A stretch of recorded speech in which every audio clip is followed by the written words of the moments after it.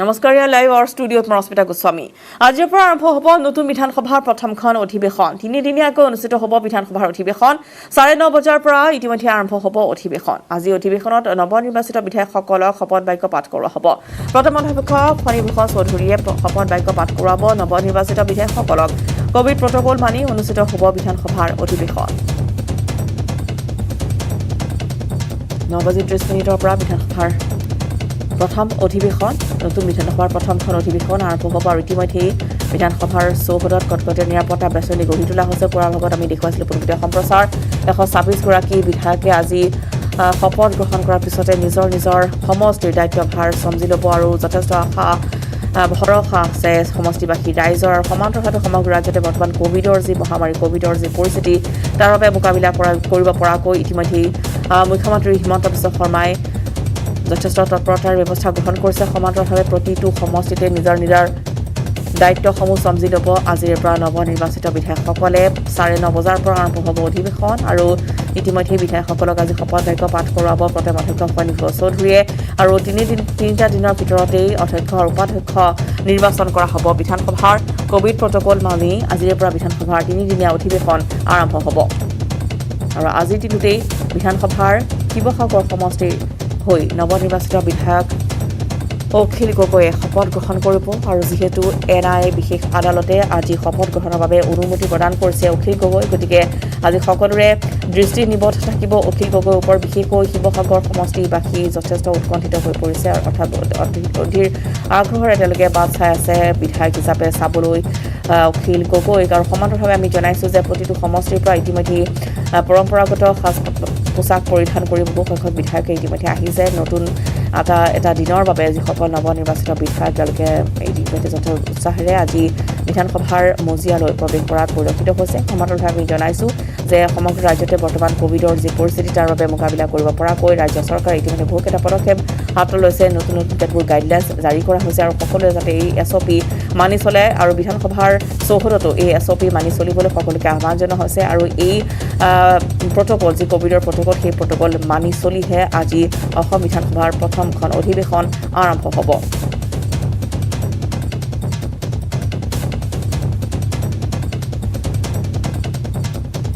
আৰু সমান্তৰালভাৱে আমি জনাওঁ যে বিৰোধী দলপতি হিচাপে পুনৰবাৰ ইতিমধ্যে দেৱব্ৰত শইকীয়াক নিৰ্বাচন কৰা হৈছে গতিকে বিৰোধীৰ এবাৰ সবল ভূমিকা বিচাৰিব ৰাজ্যবাসীয়ে যিটো ৰাজ্যৰ বহুকেইটা সমস্যা বৰ্তমানো আছে গতিকে সেই সমস্যাসমূহ কেনেদৰে পুনৰ উপস্থাপন কৰিব পৰা যায় তাৰ বাবে সকলোৰে দৃষ্টি নিবদ্ধ থাকিব আৰু বিশেষকৈ এখন নিকাশ সুস্থ চৰকাৰ সকলোৱে বিচাৰে গতিকে এইখন চৰকাৰৰ ওপৰত যথেষ্ট দায়িত্ব আছে যিহেতু বহুকেইটা প্ৰতিশ্ৰুতি তেওঁলোকে আগবঢ়াই থৈ গৈছিল বিগত সময়ছোৱাত নিৰ্বাচনী প্ৰতিশ্ৰুতিসমূহ কেনেদৰে আচলতে বিধানসভাৰ মজিয়া তেওঁলোকে উপস্থাপন কৰি কেনেদৰে আচলতে সেই সমষ্টিবাসীৰ আশা আকাংক্ষা পূৰণ কৰিব পাৰে তাৰ ওপৰত সকলোৰে দৃষ্টি নিবদ্ধ থাকিব আজি শপত গ্ৰহণ কৰিব 126 গৰাকীকৈ বিধায়কে আৰু 126 গৰাকী বিধায়কক আজি শপত বাক্য পাঠ কৰোৱাব প্ৰথম অধ্যক্ষ ফণীভূষণ চৌধুৰীয়ে আৰু আজি বা কাইলৈৰ দিনটোৰ ভিতৰতে বিধানসভাৰ অধ্যক্ষ আৰু উপাধ্যক্ষ নিৰ্বাচন কৰা হ'ব যিটো কালি মনোনয়ন পত্ৰ ইতিমধ্যে দাখিল কৰিছে বিশ্বজিৎ দৈমাৰীয়ে আৰু নুমল মমিনে উপাধ্যক্ষ হিচাপে গতিকে আজিৰ দিনটো বা কাইলৈৰ দিনটোৰ ভিতৰতে অধ্যক্ষ আৰু উপাধ্যক্ষ নিৰ্বাচন কৰা হ'ব আগন্তুক অসম বিধানসভাৰ বাবে আৰু ইতিমধ্যে আমি জনাইছোঁ তিনিদিনীয়াকৈ অনুষ্ঠিত হ'ব গতিকে প্ৰথমখন অধিৱেশন আজিৰ দিনটো নিশ্চয়কৈ লক্ষণীয় হ'ব শপত গ্ৰহণ হ'ব আজি 9:30 126 গৰাকীকৈ বিধায়কে শপত বাক্য পাঠ কৰিব আৰু তাৰপিছতে নিজৰ সমষ্টিৰ কাৰ্যভাৰ তেওঁলোকৰ হাতত চমজাই দিয়া হ'ব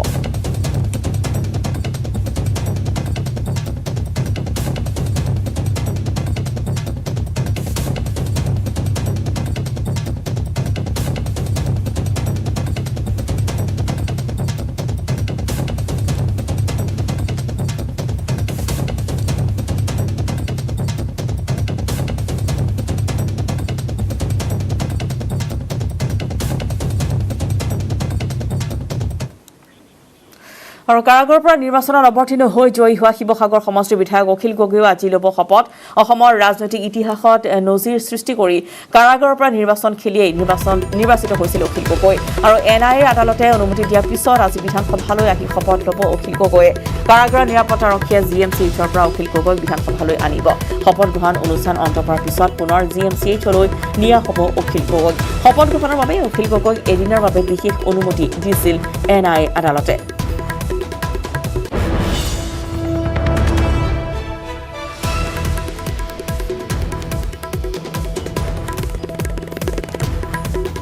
আৰু যেহেতু কাৰাগাৰৰ পৰা নিৰ্বাচনত অৱতীৰ্ণ হৈছিল অখিল গগৈ আৰু ইতিমধ্যে GMCHত তেওঁ চিকিৎসাধীন হৈ আছে আৰু GMCHৰ পৰা আজি তেওঁক বিশেষ নিৰাপত্তা বেষ্টনীৰ মাজত লৈ অহা হ'ব যেহেতু আজি শপত গ্ৰহণৰ বাবে NIA তেওঁক ইতিমধ্যে সেই অনুমতি প্ৰদান কৰিছে শপত গ্ৰহণ কৰিবলৈ আৰু অসমৰ ৰাজনৈতিক ইতিহাসত হয়তো এনেধৰণে প্ৰথম ঘটনা হ'ব যিগৰাকী আচলতে নেতাই কাৰাগাৰৰ পৰা তেওঁ নিৰ্বাচনত অৱতীৰ্ণ হৈছিল ৰাইজৰ দলৰ হৈ নিৰ্বাচনত অৱতীৰ্ণ হৈ পোন প্ৰথমবাৰৰ বাবে অসম বিধানসভাৰ মজিয়ালৈ নিৰ্বাচিত হৈ আহিছে অখিল গগৈ আৰু অখিল গগৈৰ ওপৰতে এতিয়া দৃষ্টি নিবদ্ধ সমগ্ৰ শিৱসাগৰবাসী ৰাইজৰ আৰু ইতিমধ্যে আমি পুৱাৰ ভাগত মাতৃ প্ৰিয়তা গগৈৰ তেওঁৰ যি আচলতে আশা সেয়া দেখুৱাইছিলোঁ আমি পোনপটীয়া সম্প্ৰচাৰ এয়া দেখুৱাইছোঁ আমি পোনপটীয়া সম্প্ৰচাৰ GMCHৰ পৰা অব্যাহত ৰাখিছোঁ GMCHৰ পৰা লৈ অনা হ'ব অখিল গগৈক আৰু এয়া অনাৰ যি ব্যৱস্থা সেয়া দেখুৱাইছোঁ যথেষ্ট সংবাদ মাধ্যমৰ ভিৰ যিহেতু আজিৰ দিনটো সকলোতকৈ দৃষ্টি নিবদ্ধ হোৱা প্ৰথমগৰাকীকৈ কাৰাগাৰৰ পৰা নিৰ্বাচনত খেলি প্ৰথমবাৰলৈ এনেদৰে আচলতে অসম বিধানসভাৰ মজিয়ালৈ কোনো এগৰাকী নেতা নিৰ্বাচিত হৈছে শিৱসাগৰবাসী ৰাইজৰ মাজতো আজি যথেষ্ট আশা আকাংক্ষা সমান্তৰাল হৈ উৎকণ্ঠা বৃদ্ধি পোৱা পৰিলক্ষিত হৈছে এয়া কটকটীয়া নিৰাপত্তা বেষ্টনীৰ মাজত অখিল গগৈ ৰাইজৰ দলৰ সভাপতি অখিল গগৈ ৰাইজৰ দলৰ হৈ নিৰ্বাচনত প্ৰথমবাৰলৈ তেওঁ অৱতীৰ্ণ হৈছিল আৰু শিৱসাগৰবাসী ৰাইজৰ মৰম আৰু আশীৰ্বাদত কাৰাগাৰৰ পৰা জয়ী হৈ আহিছে অখিল গগৈ শিৱসাগৰ সমষ্টিক প্ৰতিনিধিত্ব কৰি আৰু আজিৰ দিনটো সকলোতকৈ এক উল্লেখনীয় বিষয় যে 126গৰাকী বিধায়কৰ ভিতৰত আজি এইগৰাকী বিধায়কে অৰ্থাৎ নৱনিৰ্বাচিত অখিল গগৈয়ে আজি কাৰাগাৰৰ পৰা অৰ্থাৎ GMCHৰ পৰা তেওঁ যাব যথেষ্ট নিৰাপত্তা বেষ্টনী গঢ়ি তোলা হৈছে NIA বিশেষ আদালতে তেওঁক সেই অনুমতি প্ৰদান কৰিছে আৰু শপত গ্ৰহণৰ পিছত পুনৰ তেওঁক লৈ অনা হ'ব GMCHলৈ আৰু এই মুহূৰ্তৰ দৃশ্য আমি দেখুৱাইছোঁ যথেষ্ট ভিৰ তাত দেখিবলৈ পোৱা গৈছে যিটো সকলোৰে আজি দৃষ্টি কেৱল GMCH যিহেতু GMCHত দীৰ্ঘদিন ধৰি তেওঁ চিকিৎসাধীন হৈ আছে প্ৰায় 1.5 বছৰো অধিক কাল তেওঁ ইতিমধ্যে কাৰাৰুদ্ধ হৈ আছে সকলো ৰাইজে বৰ্তমান বিচাৰিছে অসমবাসী ৰাইজে যাতে অতি শীঘ্ৰে মুকলি আকাশৰ তললৈ ওলাই আহক অখিল গগৈ মাতৃ প্ৰিয়তা গগৈ বিচাৰিছে তেওঁ যদিও পুত্ৰ জনতাৰ বাবে ওলাই আহিছে বা নিৰ্বাচিত হৈছে তথাপিও মাতৃৰ মনত কিছু ক্ষোভ বা কিছু তেওঁ আচলতে কিছু দুখ তেওঁ আজি প্ৰকাশ কৰিছে যে অখিল গগৈ আচলতে সম্পূৰ্ণভাৱে মুকলি আকাশৰ তললৈ ওলাই আহিব লাগে চৰকাৰলৈ তেওঁ তেনেদৰে আহ্বান জনাইছে শিৱসাগৰবাসী ৰাইজেও চৰকাৰলৈ আহ্বান জনাইছে যাতে মুকলি কৰি দিব লাগে অতি শীঘ্ৰে অখিল গগৈ কিন্তু আজি শপত গ্ৰহণৰ বাবে অনুমতি প্ৰদান কৰা হৈছে NIA আদালতে ইতিমধ্যে অনুমতি প্ৰদান কৰিছে যিহেতু তেওঁ আবেদন কৰিছিল আৰু GMCHৰ পৰা তেওঁক ইতিমধ্যে লৈ অনা হ'ব আমি দেখুৱাইছোঁ এয়া পোনপটীয়া সম্প্ৰচাৰ কিছু তাত দেখিবলৈ পোৱা গৈছে যথেষ্ট ভিৰ তাৰ বাবে এই দৃশ্য গ্ৰহণত কিছু অসুবিধাৰ সন্মুখীন হ'বলগীয়া হৈছে যদিও বা দেখিবলৈ পোৱা গৈছে যে কটকটীয়া নিৰাপত্তা বেষ্টনী ভালদৰে আচলতে তেওঁক ধৰি ৰাখিবলৈ চেষ্টা কৰিছে প্ৰতিটো সংবাদ মাধ্যমে যিহেতু অখিল গগৈ আজি এনেদৰে প্ৰথমবাৰৰ বাবে অসম বিধানসভাৰ মজিয়ালৈ নিৰ্বাচন হোৱাৰ পিছত মুকলি আকাশৰ তললৈ আহিব অৰ্থাৎ কিছু সময়ৰ বাবে তেওঁ আজি মুকলি হ'ব নিৰাপত্তা বেষ্টনী তেওঁৰ সৈতে থাকিব কিন্তু শপত গ্ৰহণ কৰিব আজি শিৱসাগৰৰ নৱনিৰ্বাচিত বিধায়ক হিচাপে অখিল গগৈ ৰাইজৰ দলৰ হৈ কাৰাগাৰৰ ভিতৰতেই তেওঁ নিৰ্বাচনত অৱতীৰ্ণ হৈছিল তেওঁ উল্লেখ কৰিছিল পূৰ্বতে যে যদি ৰাইজে বিচাৰে মই ৰাইজৰ হৈ কাম কৰিবলৈ বিচাৰিছোঁ আৰু কা আন্দোলনৰ সময়তো দেখিবলৈ পোৱা গৈছে যে প্ৰতিটো স্থানতে তেওঁ তেনেদৰে গৈ আচলতে কাৰ বিৰুদ্ধাচৰণ কৰিছিল যাৰ ফলত চৰকাৰ ৰোষত পৰিল এগৰাকী কৃষক নেতা যিগৰাকী নেতাই কৃষকৰ বাবে দেশৰ বাবে বা নিজৰ জন্মভূমিৰ বাবে বিভিন্ন ক্ষেত্ৰত কৃষকসকলৰ বাবে হওক বা খেতি খোৱা লোকসকলৰ বাবে হওক যিসকলে মাটিৰ পট্টাৰ পৰা বঞ্চিত হৈ আহিছে অবৈধ উচ্ছেদৰ বিৰুদ্ধে হওক বিভিন্ন প্ৰান্তত তেওঁ চৰকাৰৰ বিৰুদ্ধাচৰণ কৰি আহিছে অৰ্থাৎ তেওঁ প্ৰতিবাদী কাৰ্যসূচী ৰূপায়ণ কৰি আহিছে আৰু এইগৰাকী কৃষক নেতা অখিল গগৈ পৰৱৰ্তী সময়ছোৱাত তেওঁ ৰাজনৈতিক এটি দল খুলিছিল ৰাইজৰ দল অৰ্থাৎ ৰাইজৰ হৈ তেওঁ কাম কৰাৰ ইচ্ছা প্ৰকাশ কৰিছিল ৰাইজৰ দলৰ সভাপতি হৈ তেওঁ কাৰাগাৰৰ ভিতৰৰ পৰাই মনোনয়ন পত্ৰ দাখিল কৰিছিল সেই সকলোবোৰ কথা ইতিমধ্যে প্ৰতিটো দৃশ্য আমি আপোনালোকক দেখুৱাই গৈছিলোঁ যে কেনেদৰে দীৰ্ঘ সংগ্ৰাম তেওঁ এনেদৰে অব্যাহত ৰাখিছে কাৰাগাৰৰ ভিতৰৰ পৰা 3খনকৈ তেওঁ মুকলিভাৱে চিঠি লিখিছিল ৰাইজলৈ তেওঁ বিভিন্ন আচলতে দেখিবলৈ পোৱা গৈছে যে সাহিত্য চৰ্চা কৰি থাকিছিল তেওঁৰ কিতাপো উলিয়াইছিল কাৰাগাৰৰ ভিতৰৰ পৰা পূৰ্বতে দেখিবলৈ পোৱা গৈছে আৰু এইবাৰ 3খনকৈ চিঠি লিখাৰ পিছত তেওঁ নিজৰ প্ৰতিক্ৰিয়া সেয়া ব্যক্ত কৰিছিল যে কেনেদৰে তেওঁক ৰখা হৈছে বা আৰু কাৰাগাৰৰ ভিতৰত আচলতে বন্ধ কোঠৰৰ ভিতৰত কেনেদৰে কি চলে বহু নজনা কথা তেওঁ চিঠিৰ জৰিয়তে মুকলিকৈ প্ৰকাশ কৰিছিল, যাৰ পিছতে কিছু প্ৰশাসনৰ তেওঁ ক্ষোভ ব্যক্ত কৰিছিল। আৰু এইবাৰ কাৰাগাৰৰ ভিতৰৰ পৰাই তেওঁ নিৰ্বাচনত অৱতীৰ্ণ হ'ল। ৰাইজৰ দলৰ হৈ তেওঁ শিৱসাগৰ সমষ্টিক প্ৰতিনিধিত্ব কৰিলে আৰু শিৱসাগৰ সমষ্টিবাসী ৰাইজৰ যি অলেখ শুভেচ্ছা বা আশীৰ্বাদ আৰু মৰমৰ পিছতেই এয়া নৱনিৰ্বাচিত বিধায়ক অখিল গগৈ শিৱসাগৰ সমষ্টিৰ আজি তেওঁ শপত গ্ৰহণ কৰিব। 125গৰাকী বিধায়কৰ দৰে 126গৰাকী বিধায়ক হৈ তেওঁ আজি শপত ল'ব। বিধানসভাৰ মজিয়ালৈ তেওঁ আজি যাব আৰু হয়তো বিধানসভাৰ ইতিহাসত এয়া প্ৰথমবাৰৰ বাবে হয়তো অসমত এই ঘটনা সংঘটিত হ'ব, য'ত এগৰাকী কাৰাৰুদ্ধ নেতাই জনপ্ৰতিনিধি হিচাপে আজি নিজৰ দায়িত্ব চম্জি ল'ব, অৰ্থাৎ শপত গ্ৰহণ কৰিব। ইয়াৰ পিছত আচলতে কেনেদৰে তেওঁৰ বিচাৰ প্ৰক্ৰিয়া চলি থাকে সেয়া নিশ্চয়কৈ লক্ষণীয় হ'ব। কিন্তু শিৱসাগৰবাসী ৰাইজে বিচাৰিছে যে অতি শীঘ্ৰেই তেওঁ মুকলি কৰি দিয়া হওক আৰু শিৱসাগৰ ৰাইজৰ হৈ যাতে তেওঁ কাম কৰি যাব পাৰে। আগন্তুক 5টা বছৰ শিৱসাগৰক যাতে উন্নত কৰিব পাৰে। সমান্তৰালভাৱে যিহেতু মুখ্যমন্ত্ৰী ডক্টৰ হিমন্ত বিশ্ব শৰ্মাৰ যি সপোন যে অসমক দেশৰ 5খনকৈ ৰাজ্যৰ ভিতৰত যাতে এখন হিচাপে গঢ় দি তুলিব পাৰে, তাৰে প্ৰতিটো বিভাগতে তেওঁ আচলতে তন্নতন্নকৈ দৃষ্টি নিবদ্ধ ৰাখিছে আৰু সকলোকে বিচাৰিছে যে সকলোৱে যাতে আচলতে নিকা স্বচ্ছভাৱে নিজৰ সমষ্টিত প্ৰতিনিধিত্ব কৰি কাম কাজ সম্পূৰ্ণ কৰি তোলে। সমান্তৰালভাৱে ক'ভিডৰ যি মহামাৰী তাৰ বাবে ইতিমধ্যে বিশেষকৈ বৈঠক অনুষ্ঠিত হৈছে, ইখনৰ পিছত সিখন আৰু তদাৰক কমিটি গঠন কৰি দিয়া হৈছে। গাৰ্জেন মিনিষ্টাৰ হিচাপে নিযুক্ত দিয়া হৈছে বহুকেইগৰাকী মন্ত্ৰীক। সমান্তৰালভাৱে আমি GMCHৰ চৌহদৰ পৰা দেখুৱাইছোঁ এই ভিৰ।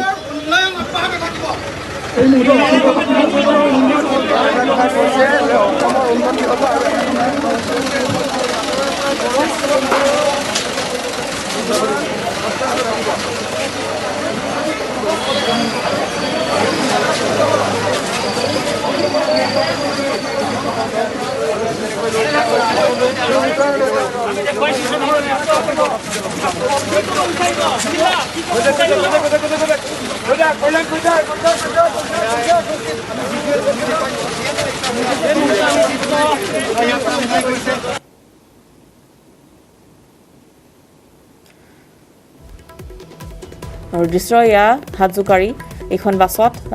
অখিল গগৈক লৈ যোৱা হৈছে। বৰ্তমান অসম বিধানসভাৰ মজিয়ালৈ 9:14 অখিল গগৈক লৈ যোৱা হৈছে। অসমৰ উন্নয়ন অব্যাহত থাকিব তেওঁৰ মুখত সেই শব্দ শুনিবলৈ পোৱা গৈছে। সমান্তৰালভাৱে তেওঁৰ যি কাম কৰাৰ একাগ্ৰতা বা যি উৎসাহ সেয়া নিশ্চয়কৈ তেওঁৰ প্ৰতিটো কথাতে পৰিস্ফুট হৈ উঠা পৰিলক্ষিত হয়। ইয়াৰ পোনপটীয়া সম্প্ৰচাৰ আছিল GMCHৰ পৰা। বৰ্তমান ক'ভিড প্ৰট'কলৰ মাজত অখিল গগৈক লৈ অনা হৈছে GMCHৰ পৰা। তেওঁ কিছু সময়ৰ পিছতে অসম বিধানসভাৰ মজিয়াত প্ৰৱেশ কৰিব। পোনপটীয়া সম্প্ৰচাৰ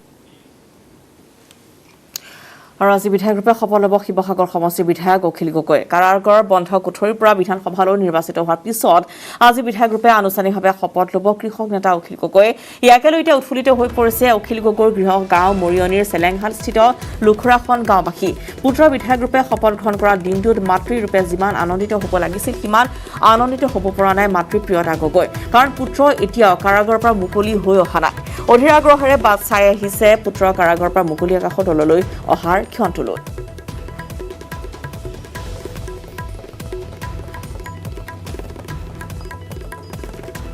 আগবঢ়াইছোঁ এই সন্দৰ্ভত জ্যোতি প্ৰসাদৰ এক ৰিপৰ্ট। মই বৰ্তমান উপস্থিত আছোঁ মৰিয়নিৰ চেলেংহাট লুখৰাখন গাঁৱত। মোৰ পিছফালে এইখন ঘৰ দেখিছে। এইখন ঘৰ এজন সংগ্ৰামী নেতাৰ ঘৰ।